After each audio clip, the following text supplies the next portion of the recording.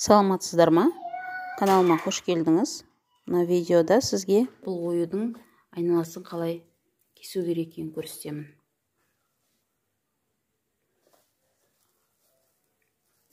Міне мынаны. Бісміллә деп. Мынаның артындағы жіптер көрінбейді. Сондықтан бір жіпті кесіп жіберсеңіз сөгіліп кетуі мүмкін. Сондықтан абайлап кесесіздер.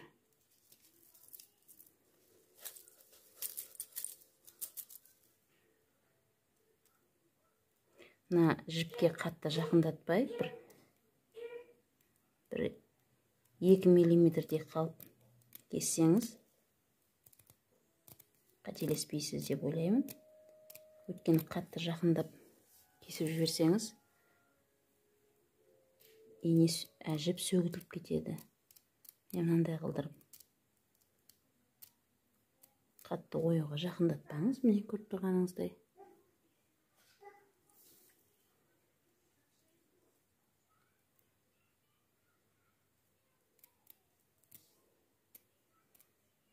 Осылай қиып алсаңыз болады.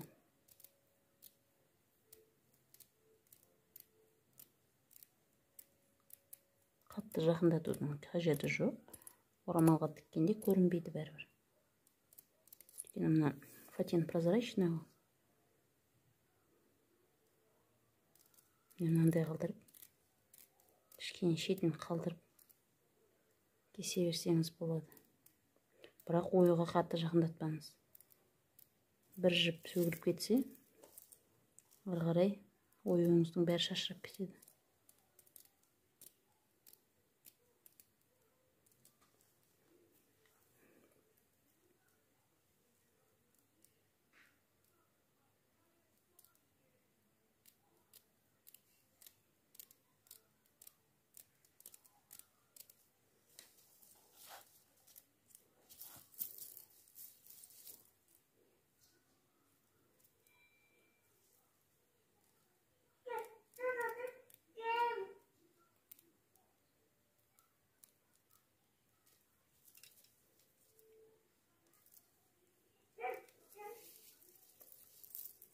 Енді мынаны шашақтары бар жағын артынан кессеңіз де болады.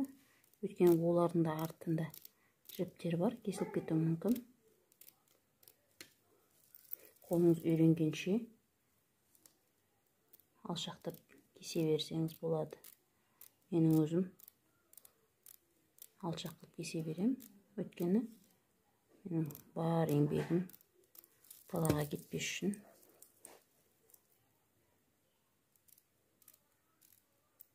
Осылай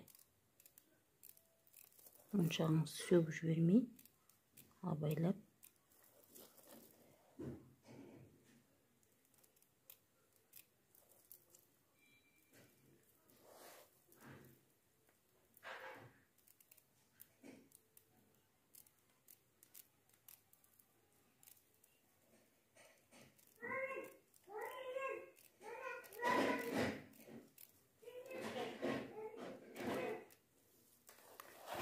болады. Міне ою дайын болды. Ешқандай көрінбейді. Сосын орамалға тағамыз. Мына оюды да солай кесіп алайын деп жатырмын.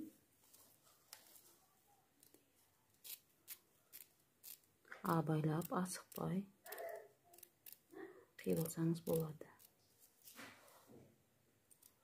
Қатты жақындатпай қойсаңыз жарайды. Өйткені жібіңіз көрінбейді. Лескімен тіккен кезде вообще көрінбейді жіп. Сондықтан абай болу керек. Мынандай қалдырып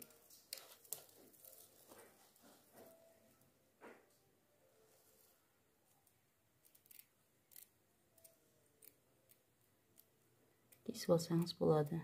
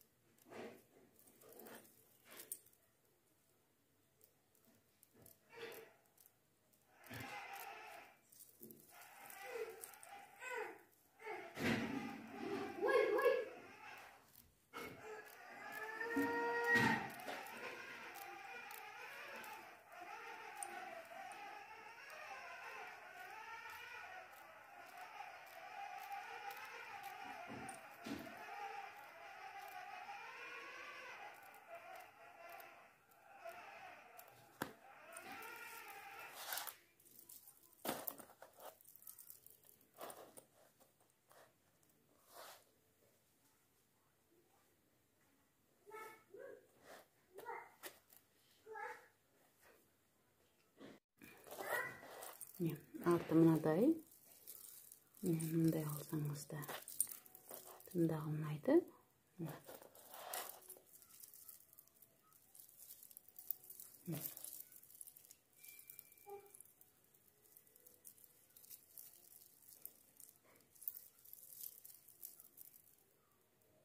Осылай нық болып тұрады.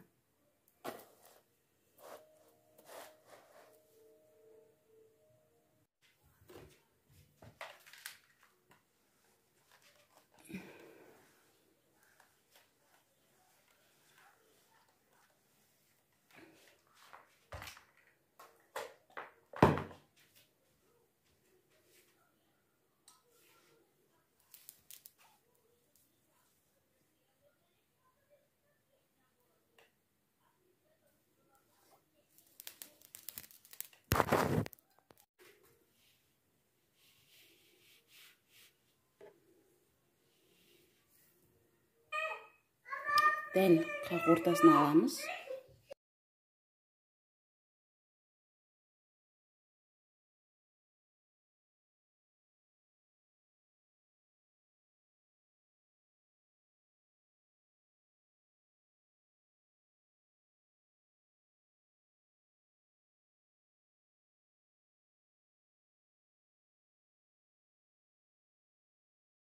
Манекеніңізге тағып аласыз.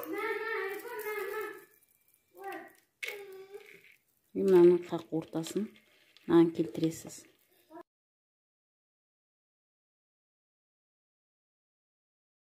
Көріп тұрғаныңыздай осындай келтіріп аласыз әуелі. Я болмаса, манекен болмаса,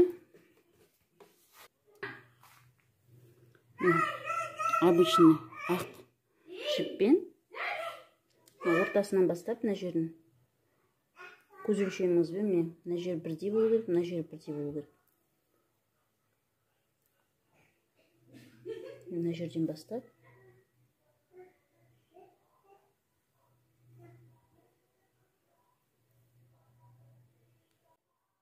міне осылай орамалды көктеп аласыздар, қыздар. Обычно сұрап жатады, көктеу деген не деп. Міне осындай оюдың үстінен қатты жақын қылмай алыс-алыс тігіп аласыздар.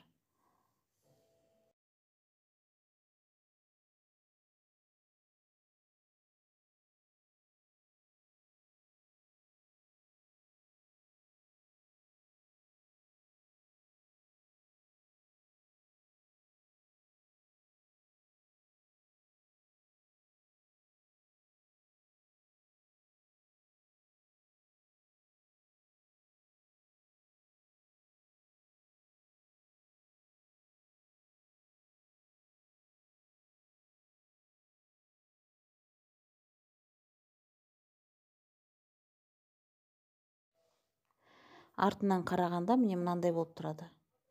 Жіптеріңіз үлкен-үлкен қылдырып, түйме таққан сияқты кішкене тепшіп тігіп аласыз.